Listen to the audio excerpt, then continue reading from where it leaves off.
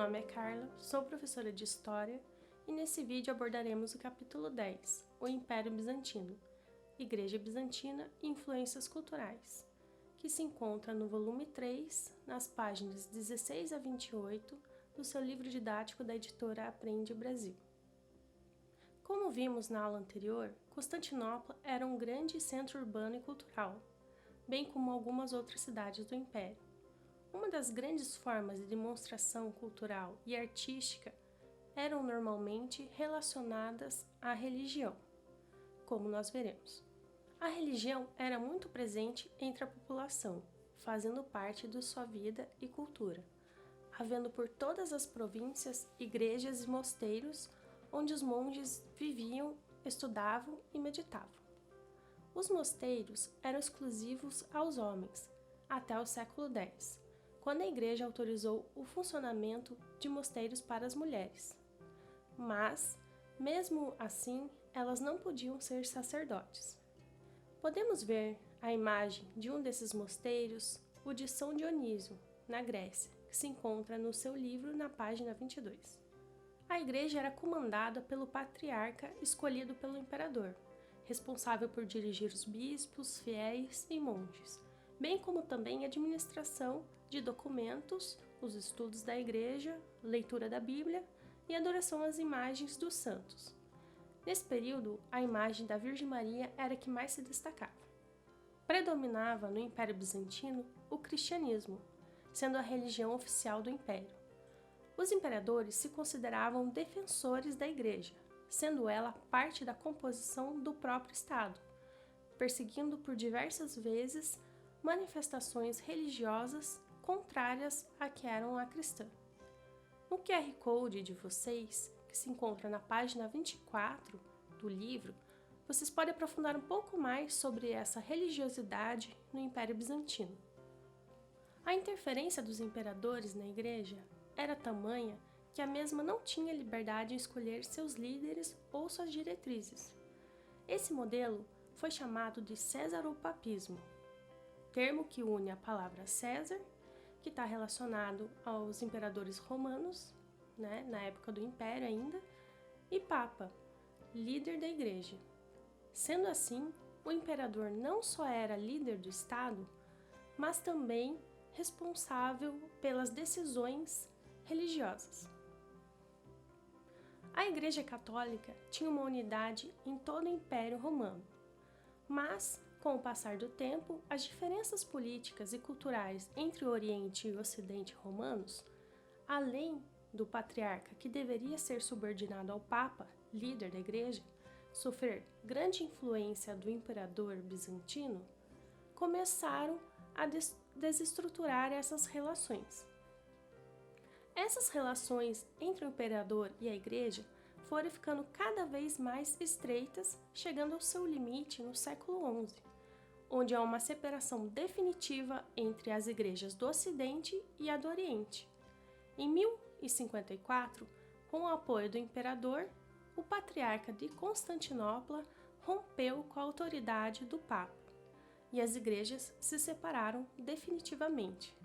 No Ocidente, continuou a Igreja Católica Apostólica Romana, sob a liderança do Papa, e no Oriente surge a Igreja Ortodoxa, liderada pelo Patriarca.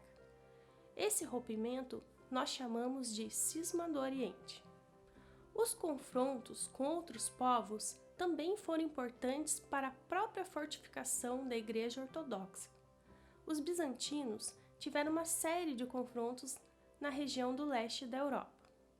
Entretanto, as fronteiras foram pacificadas com o passar do tempo, principalmente pela ação dos missionários que trabalhavam através da catequização desses povos.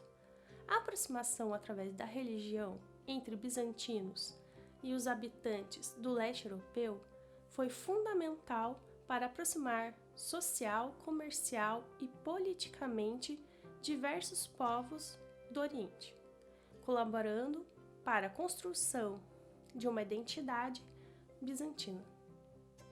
A influência sobre outros povos, principalmente árabes, pela proximidade territorial, pode ser vista principalmente após a dominação territorial dos árabes que ocorreu e expandiram seu império para as regiões do Império Bizantino. Isso influenciou de diversas formas a cultura árabe, onde podemos destacar, por exemplo, seus estudos filosóficos e astronômicos. Isso auxiliaria a aprofundar seus conhecimentos astronômicos, que mais tarde seriam usados como forma de localização para as navegações. Por exemplo, Constantinopla era o centro artístico do império. Através da arte, se representava a religiosidade bizantina e suas características políticas. Os retratos dos imperadores eram expostos em lugares públicos para serem cultuados, quando eles não estavam presentes. Também podemos destacar as grandes obras arquitetônicas, como vocês podem ver no decorrer do livro de vocês, que demonstravam grandeza e riqueza. Uma das artes mais características dos bizantinos foram os mosaicos, que eram desenhos feitos com pequenas peças coloridas, normalmente feitas com cerâmica, vidro, pedras ou outros materiais, fixadas com cimento em uma superfície. Eles eram utilizados para a decoração de templos, palácios, igrejas, casas e outras localidades. Na página 24 de seu livro, você pode ver 2 exemplos de mosaicos. Um deles é do imperador Justiniano e outro é de Cristo. Além disso, se acessar o QR Code da mesma página, você terá acesso a mais conhecimentos e detalhes sobre esses mosaicos, de suas técnicas e a sua própria história, além de outros exemplares. É importante destacarmos que, graças ao Império Bizantino, houve a preservação da cultura greco-romana, que ficou, digamos assim, um pouco de lado durante a Idade Média, como vocês verificarão posteriormente em seus estudos. Mas os seus pensamentos e filosofia serão retomados no século XIV. Isso só foi possível graças ao grande acervo preservado pelo Império Bizantino. Bem, espero que tenham aprendido um pouco mais sobre esse império e que tenha se interessado a saber mais sobre ele, buscando pesquisar e ler mais, até no seu próprio livro didático. Agora, explicarei as atividades propostas.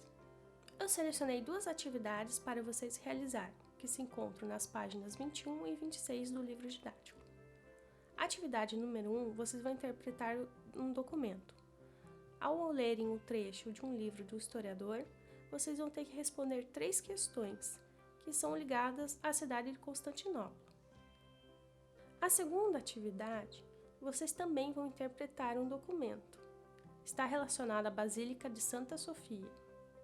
Vocês vão ver a imagem, ler o texto e depois responder as 2 questões, que falam sobre as construções nesse período e basicamente da igreja. Bons estudos e até!